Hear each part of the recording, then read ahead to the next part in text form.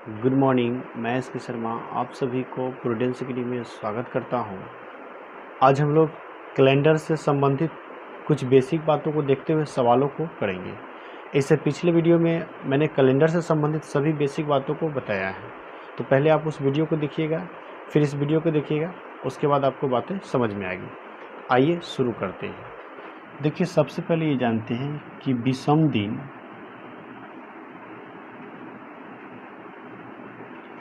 निम्नलिखित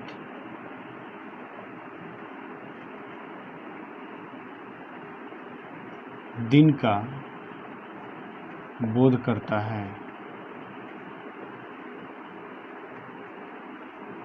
विषम दिन जो है वो निम्नलिखित दिन का बोध करता है, यानी कि कौन सा विषम दिन किस दिन को बोध करेगा, इसके बारे में जानते हैं। पहला, अगर विषम दिन 0 हो तो वो होगा आपका रविवार। ये बात याद रखना है कि अगर विषम दिन 0 हो तो रविवार होगा। अगर विषम दिन 1 हो तो सोमवार। अगर विषम दिन 2 हो तो मंगलवार। अगर विषम दिन 3 हो तो बुधवार। 4 हो तो गुरुवार। 5 हो तो शुक्रवार और 6 हो तो शनिवार। यहाँ से आपको याद रखना है कि अगर 0 विषम दिन हो तो रविवार, 1 हो तो सोमवार, 2 हो तो मंगलवार, 3 हो तो बुधवार, 4 हो तो गुरुवार, 5 हो तो शुक्रवार और 6 हो तो शनिवार। अब देखिए, ये जानते हैं कि किसी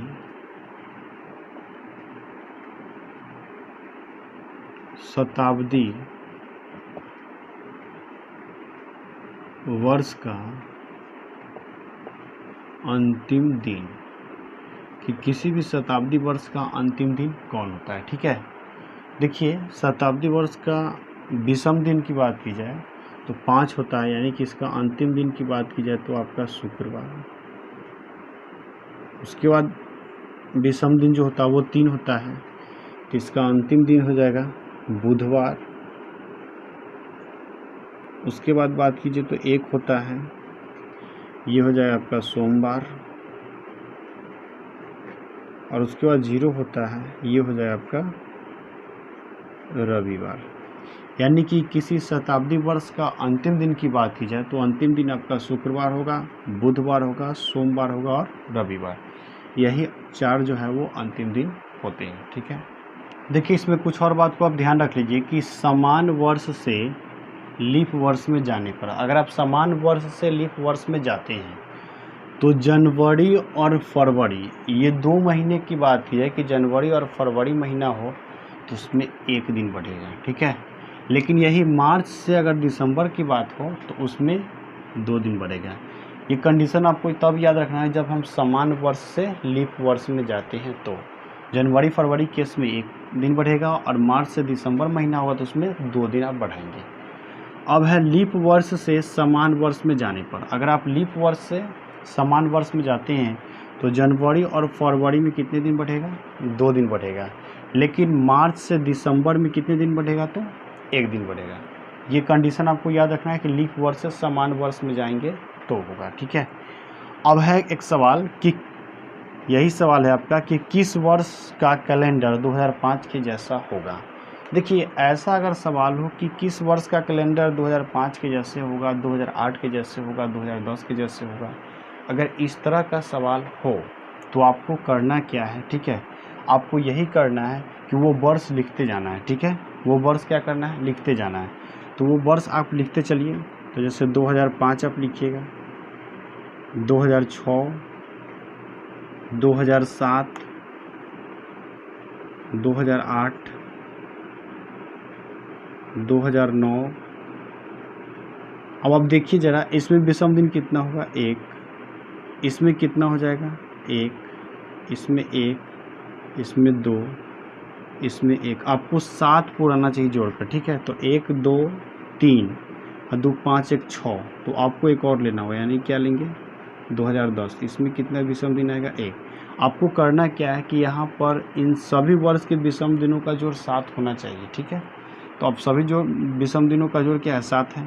तो जब भी 7 पूर जाए तो आप क्या कहो कि 7 में 7 से भाग लग रहा है, ठीक है, यानी कि यहाँ पर विषम दिन क्या आ रहा है 0 आ रहा है।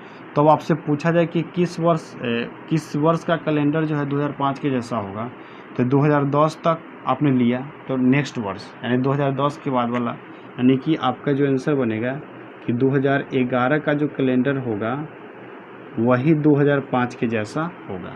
तो आपका आंसर क्या हो जाएगा 2011। देखिए फर्स्ट क्वेश्चन है कि 1 जनवरी 2003 को बुधवार था, तो जनवरी 1 2004 को कौन सा दिन था। देखिए सवाल ये कहा जा रहा है कि 1 जनवरी 2003 को बुधवार था, ठीक है। तो आपसे कहा जा रहा है कि 1 जनवरी 2004 को कौन सा दिन था, ये आपसे पूछा जा रहा है। अब देखिए 1 जनवरी 2003 क्या है समान वर्ष है, लेकिन 1 जनवरी 2004 जो क्या है वो लीप वर्ष है, ठीक है। तो आपको ये बात ध्यान में रखना है कि समान वर्ष से लीप वर्ष में आते हैं, ठीक है, और वो आपका जनवरी और फरवरी महीना होता है तो उसमें एक दिन बढ़ता है। जनवरी और फरवरी महीना होता है तो उसमें एक दिन बढ़ता है। तो इस कंडीशन में अगर बात की जाए कि 1 जनवरी 2003 को अगर बुधवार था तो एक दिन बढ़ेगा तो कौन सा दिन होगा बृहस्पतिवार या गुरुवार। तो यहाँ से आपका जो आंसर बनेगा वो क्या हो जाएगा बृहस्पतिवार या कहिए कि गुरुवार, आपका यही आंसर होगा। 1 जनवरी 2004 को बृहस्पतिवार या गुरुवार होगा। देखिए नेक्स्ट क्वेश्चन है कि किसी शताब्दी का अंतिम दिन निम्नलिखित में से कौन सा हो सकता है। अभी आपको बताएं कि किसी शताब्दी का अंतिम दिन कौन होगा। अंतिम दिन जो होता है आपका क्या होता है शुक्रवार, उसके बाद आपका कहिए बुधवार, उसके बाद कहिए सोमवार और रविवार। ये 4 दिन अंतिम दिन होते हैं। तो इसमें ऑप्शन के अनुसार अगर बात की जाए तो आपका सोमवार होगा, ठीक है। ऑप्शन के अनुसार इसमें आंसर क्या होगा सोमवार आपका आंसर होगा। देखिए नेक्स्ट क्वेश्चन है कि निम्नलिखित में से कौन कौन से दिन शताब्दी वर्ष के प्रथम दिन नहीं हो सकते हैं। आपको बताना है कि कौन कौन से दिन शताब्दी वर्ष के प्रथम दिन नहीं हो सकते हैं। देखिए अभी हम आपको बताएं कि शताब्दी वर्ष का अंतिम दिन कौन कौन होता है शुक्रवार, उसके बाद बुधवार, सोमवार और होता है रविवार। ये अंतिम दिन होते हैं। तो सवाल में ये कहा जा रहा है कि शताब्दी वर्ष का कौन कौन सा दिन जो है वो प्रथम दिन नहीं हो सकता है। तो जो अंतिम दिन होगा वही प्रथम दिन नहीं होगा, क्योंकि ये सब तो शताब्दी वर्ष का अंतिम दिन होता है, तो ये प्रथम नहीं होगा। तो इस क्वेश्चन में जो ऑप्शन दिया गया है उसके अनुसार अगर बात की जाए तो आपका आंसर हो जाएगा बुधवार कौवा शुक्रवार। यही 2 दिन होंगे जो किसी शताब्दी वर्ष का प्रथम दिन नहीं हो सकते हैं, क्योंकि ये अंतिम दिन है, ठीक है। देखिए नेक्स्ट क्वेश्चन है कि यदि 1 मई 2000 को मंगलवार था तो 31 जुलाई 2000 को कौन सा दिन था। देखिए सवाल ये कहा जा रहा है कि 1 मई 2000 को मंगलवार था तो 31 जुलाई 2000 को कौन सा दिन था, ये आपसे पूछा जा रहा है। अब आप देखिए इस तरह का सवाल हो जिसमें आपको डेट भी अलग हो और महीना भी अलग हो, लेकिन क्या हो कि साल एक हो, साल एक हो, डेट अलग हो और महीना अलग हो। तो यहाँ पर क्या करना आपको विषम दिन निकालना पड़ेगा, ठीक है।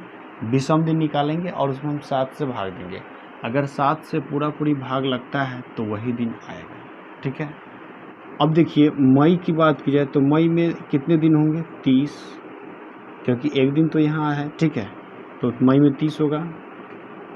उसके बाद बात की जाए जून का तो जून में भी 30 होगा, और जुलाई की बात की जाए तो जुलाई में 31 होगा। तो इसमें विषम दिन 2, इसमें विषम दिन 2 और इसमें विषम दिन 3।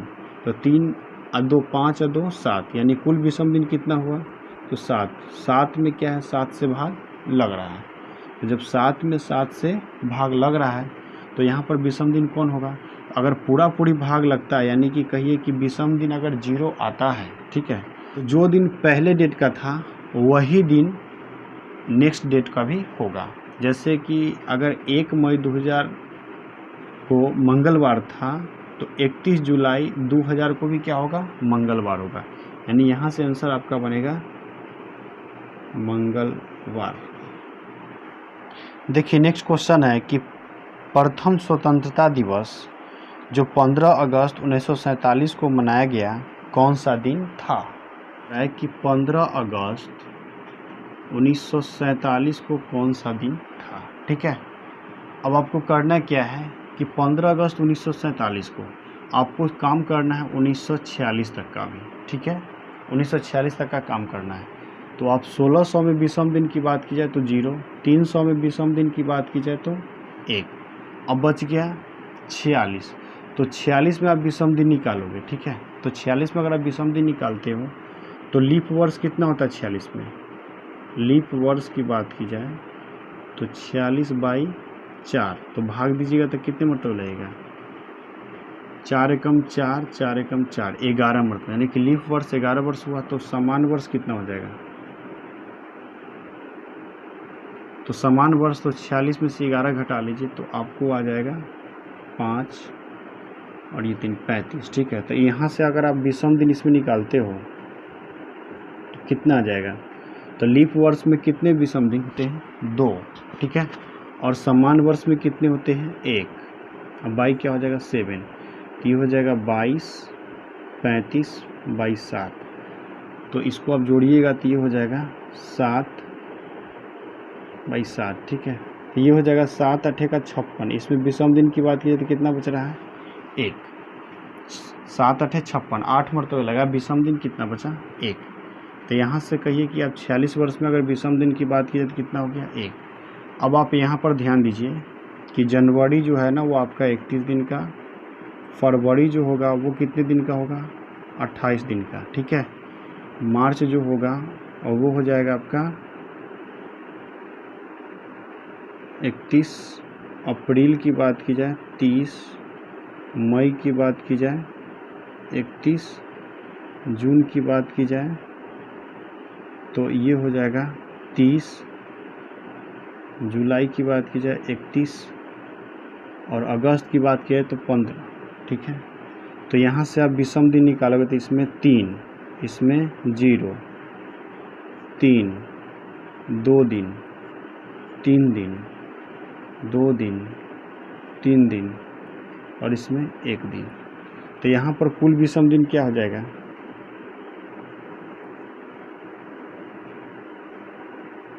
अब देखिए सब कुछ जोड़िए, 3 और 3 6 और 2 8 और 3 11 और 2, तो 11 2 13, 3, तो 13 3 16 और 1 17, 17/7। अब इसमें आप भाग दिए 7 दूना 14, तो 3 दिन इसमें बच रहा है। तो कुल विषम दिन कितना हो गया? तो 3 और 1 4 और 1 5, 5 दिन आया, ठीक है। अगर 5 दिन आ रहा है तो 5वां दिन कौन दिन होता है? शुक्रवार। आपका यहाँ से आंसर क्या बनेगा? शुक्रवार, यानी कि 15 अगस्त 1947 को शुक्रवार था, यही आपका आंसर होगा। देखिए नेक्स्ट क्वेश्चन है कि कमला को याद है कि उसकी बहन की जन्मदिन 12 और 16 दिसंबर के बीच में है, जबकि उमेश को याद है कि जन्मदिन 14 के बाद और 17 के पहले है। तो कमला की बहन का जन्मदिन किस दिन है? देखिए कमला को जो याद है ना कि उसके बहन का जन्मदिन जो है ना वो 12 से 16 के बीच में है, 12 से 16 के बीच में, यानी कि 13 14 15। लेकिन उमेश को याद है कि उसके बहन का जन्मदिन जो है ना 14 के बाद, 14 के बाद और 17 के बीच में, यानी कि बात की जाए तो इसको याद हुआ आपका 15 और 16। अब आप देखिए कि कौन सा डेट दोनों में सेम है। तो दोनों में आपको 15 सेम दिख रहा है, इसमें भी 15, इसमें भी 15, ठीक है। तो इस तरह के सवाल में आपको यही ध्यान देना है कि कौन सा डेट दोनों में सेम है, दोनों के द्वारा जो जानकारी दिया गया उसमें कौन सा डेट सेम है, जो डेट सेम होगा उसी डेट को उसका जन्मदिन होगा। तो यहाँ से आपका आंसर बनेगा 15, ठीक है, 15 तारीख आपका आंसर होगा।